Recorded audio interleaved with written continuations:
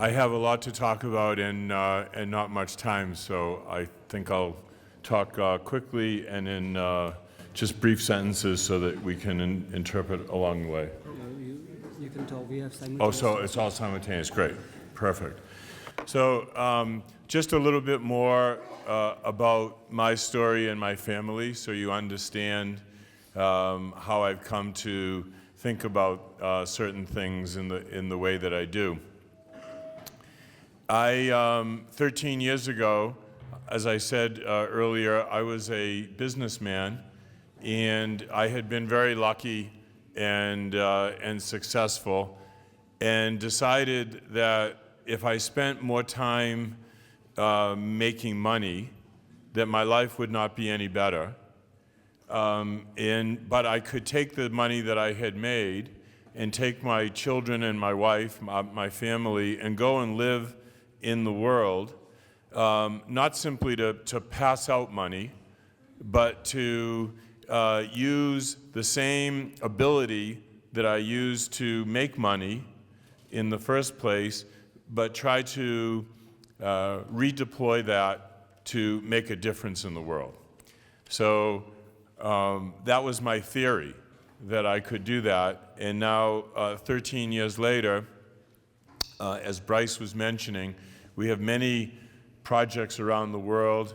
A medical training center in Afghanistan that trains female doctors who train other women who are community healthcare workers, like nurses and midwives, and a teacher training center in the Northwest Frontier Province in Pakistan that trains teachers that populate 40 schools in that part of the country, and helping women in Palestine and in Rwanda to start their own businesses and to make enough money to have send their kids to school and to buy better quality food and to have more of a say in their families, in their villages, and in some cases in the broader national community in their countries. The thing that is similar in all of these projects, whether it's teaching a teacher to be a better teacher, or a doctor to be a better doctor, or a businessman to be a better businessman or woman, in all those cases, it's trying to help someone who is in a position to, in turn, help many more people. So I'm trying to find people, I call them leaders, all kinds of different kinds of leaders in the world. I try to find leaders that I can empower and then hope that those leaders, once you teach a teacher to be a better teacher, for example, that teacher can impact hundreds, maybe over the course of a lifetime, many thousands of students who in turn will make their own impact in the world.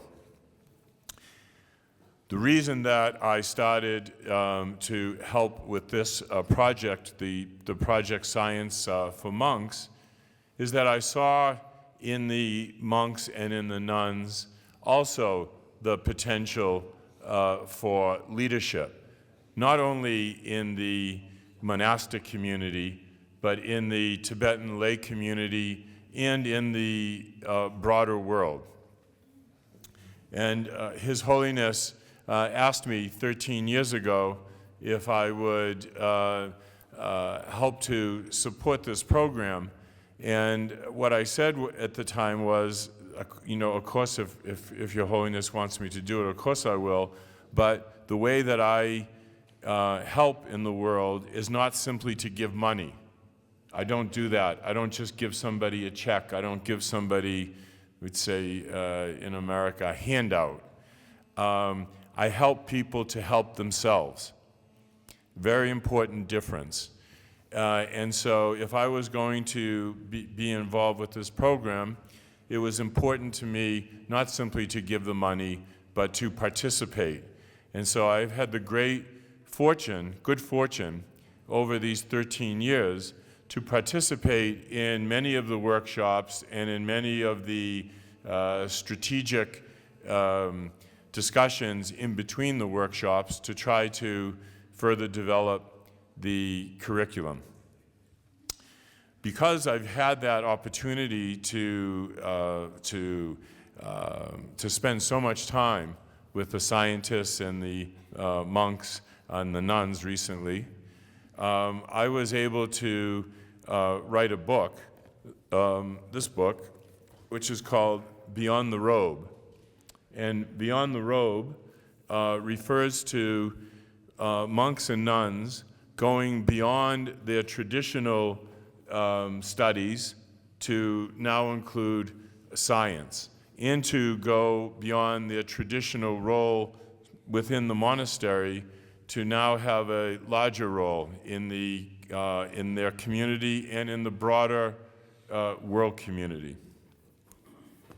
So what was it about this Tibetan science program and Tibetan Buddhism that attracted my attention? Because there's many things in the world that require assistance, many people in the world that need help.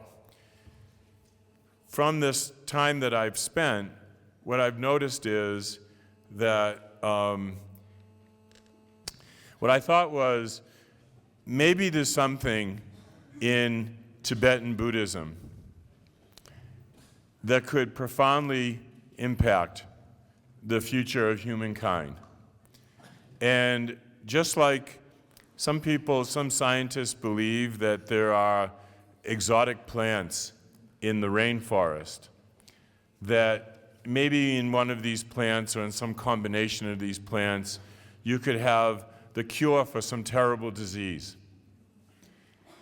But man is destroying the rainforest, and with that, the possibility that one of these plants could maybe cure some disease like cancer or something. But that will never happen if the rainforest is destroyed. And maybe there's something like that exotic plant in the rainforest in Tibetan Buddhism that could be similarly as impactful. So the idea was that maybe there's something in Tibetan Buddhism that could make this really significant impact in our future. But just like that exotic plant in the rainforest, that maybe would be destroyed because we're destroying the rainforest, Tibetan Buddhism is under siege by the Chinese occupation, under siege by having to live life as refugees, living in the diaspora, trying to understand how to continue the traditions in this modern world, in a world of MTV, in a world of computer games, in a world that is just in the last 5 decades to have so much thrust onto what took hundreds, even more than 1,000 years to develop.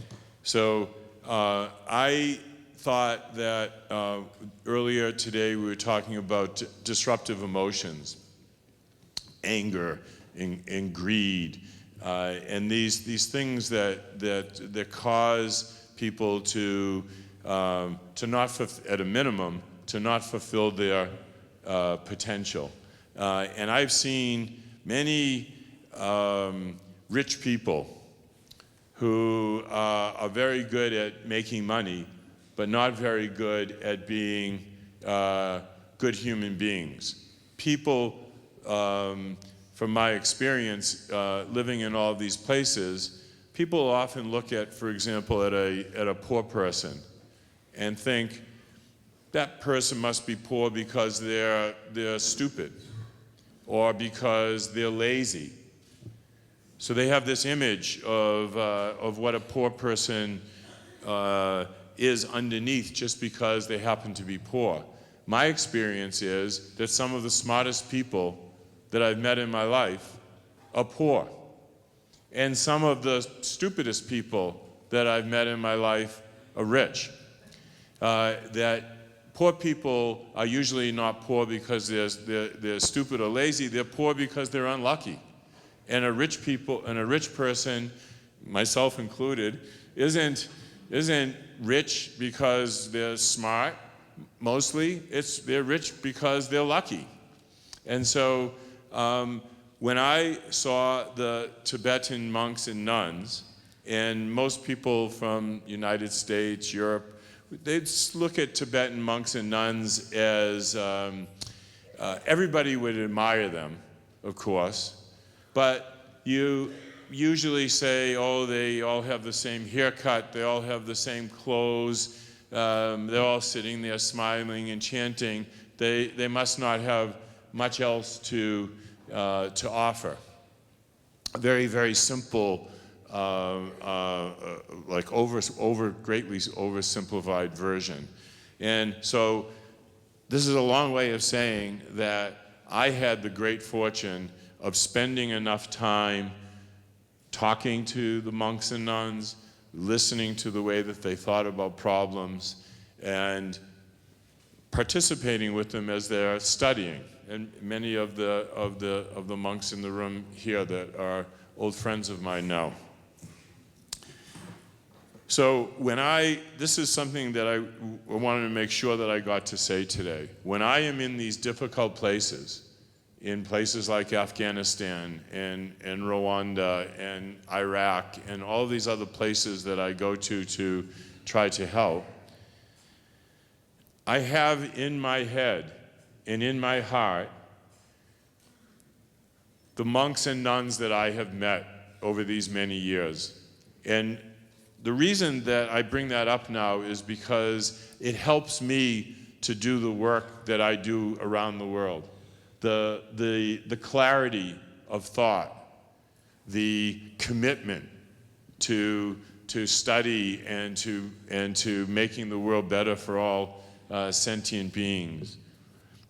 These are things that inspire me and in turn help to nourish me when I am traveling around the world and trying to make a difference in other people's lives. So maybe the monks that I've spent so many years getting to know don't know this, but you are with me when I am in these difficult places and when I am trying to make a difference. So I said before that when I talk about making a difference, it's very important to remember that I don't just give something to someone. Because my experience is that just giving like this makes somebody not feel good about themselves.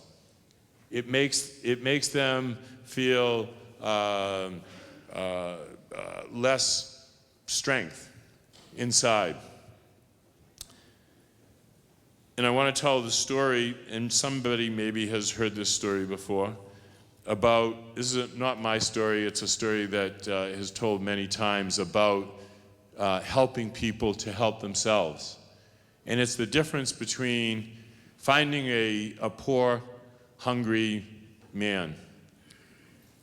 Man is very hungry. And so one solution, if you want to help, is to give that hungry man a fish to eat. That's an okay solution, except tomorrow the man is hungry again. So it's not a very sustainable, permanent solution. Instead of giving the hungry man a fish, much better to give the hungry man a fishing pole and to teach that man how to fish. And then he can feed himself and maybe his family for his whole life. The extension of that, by the way, and it's something that my daughter Tess does in one of our programs where she helps Palestinian and Rwandan women to sell products that they make. Yes, of course it's better to give a hungry man a fishing pole and teach him how to fish rather than just give him the fish. But unless you teach him how to then sell the fish, then all he's ever going to be able to do is eat fish. So it's very important to provide the resources necessary for someone to help themselves, because that gives them the confidence and the strength to make a difference in their own life and in the lives of others. Now, we can look at the world around us and say, the problems are so big. These are global warming and poverty and disease. The problems are so big. What could I possibly do as one person to make a difference? And very often people will say, the problem's so big, I can't make any real difference, so I don't really even have to try. There's nothing I can really do, so I don't do anything. And my suggestion is to think about, and this is what I do and what my family does, my suggestion is to think about what I call concrete baby steps. Just doing a small thing for another person, something substantial, not just a good intention, something substantial. And again, especially helping them to help themselves, not to just give them something. If I do my concrete baby steps, my small ones, and Chris does his, and Geshe-la does his, and you do yours, and you do yours, when we add all of those up, all of those little things, we add them up all together, more, in my mind, that's the best way to change the world. Not big idea, not big programs, just each one of us making a difference in each one of our days. So, two more things that I want to talk about. When you think about concrete baby steps, and think about the potential that making a difference in the life of another human being could have to the world, think about this image in your mind. Take an apple. Does anybody know, any of the scientists here, does anybody know how many seeds are inside an apple? Does anybody? No. All of these learned people and nobody knows. It doesn't matter because I don't know either. My point is this. It's easy to find out how many seeds are inside an apple. You cut it in half and you count the seeds. 1, 2, 3, 4, 5, however many there are. So it's easy to find out. And this is the point that I'm making about concrete baby steps and the long-term effect that if each one of us tries to make a difference in our own ways, in our own communities, with our own skills, with our own resources, if each one of us just does our own concrete baby steps, you can find the number of seeds in that apple, but what you will never know, what you can never ever know, is how many apples could one day come from one of those seeds. How many trees, and even how many orchards.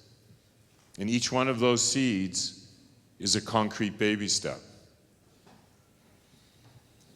So one of the reasons that I decided to take my children out of school when they were only 8 years old and 5 years old and to live around the world, live in these communities that needed our help, is that I find that many of the people I was in school with and even many of my friends and their families, that very often people who have money end up not happy because they're not thankful.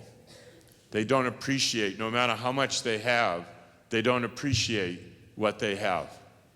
And so by taking my children into these communities and sleeping in a tent and not having electricity, not having these things that people take for granted, you start to appreciate all of the little things in your life.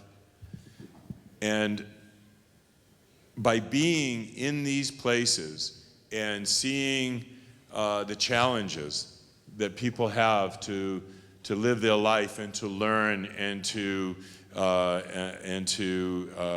be healthy and to be happy. To be in those communities and to be in a position where we could look the people that we were trying to help in the eye, so that we can feel their humanity and they can feel ours, that they aren't just somebody that we're doing something to, oh, you poor people, let me come and help you, but to really understand the human being and to appreciate all of the things that we took for granted. This is another book that I wrote, and the very last words in the book are, be selfish. Go help someone. Be selfish. Go help someone. It doesn't seem like it makes sense. Be selfish. Go help someone. I say be selfish because I want to get people's attention. I want people to understand that if you go into a community and look the people you're trying to help in the eye and put yourself in that position where you can learn things and you can feel things, and you can experience things, that's the fullness in life. That's how you live a full life.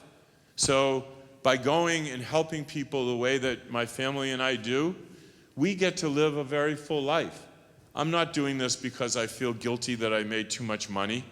I'm not doing this because I feel driven to have to give back to society. Yes, I like that, and yes, I like to help people, all of those things. But I wouldn't be doing that all of the time for 13 years and spending all of my money, my own money. I don't ask other people for money to do this. It's just my own money.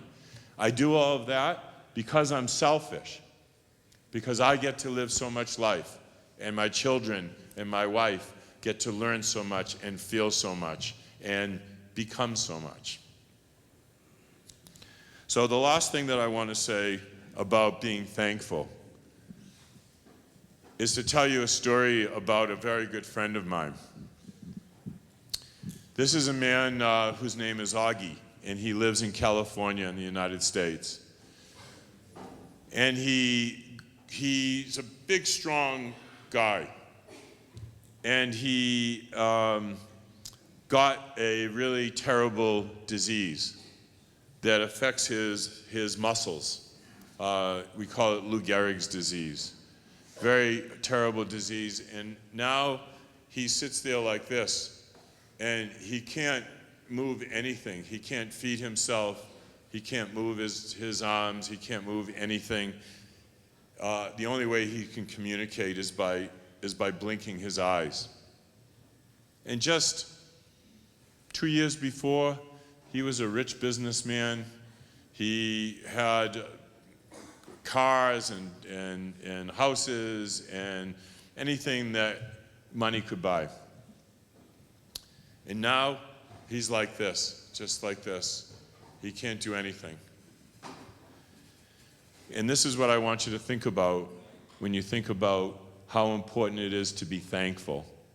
How much we take for granted in our own life, that even our breath that we take for granted, our health that we take for granted, so many things that we take for granted. If my friend Augie could just go like this with his finger, just like this, just that simple movement, that would be a miracle beyond anything that he could even dream about now. And the reason I'm showing you this is the next time you're upset because you don't have something, or there's too much traffic, or someone was a little bit didn't understand you, or someone didn't do something quickly enough, or somebody didn't care enough about something that you said. Something just no big deal, right? No big deal, but still you get upset, you get angry. What I'd like you to do is go like this with your finger and think about how thankful you should be, how much you take for granted. Think about Augie, and if he could only go like this, how much of a miracle that would be. So please, the most important thing from my standpoint, to be a happy person, is to be a thankful person. And it's difficult to be thankful without some kind of context to appreciate what you have. That's another reason why it was so important for me to bring my children into these villages, into these difficult places, so they have a context to think about their own life in their home and with their possessions and with their friendships and with their opportunities. So when we leave this conference, all of this amazing discussion about science and Buddhism and consciousness and neurons and all of these things, ultimately, the reason that we do all of this, the reason that we are here together today,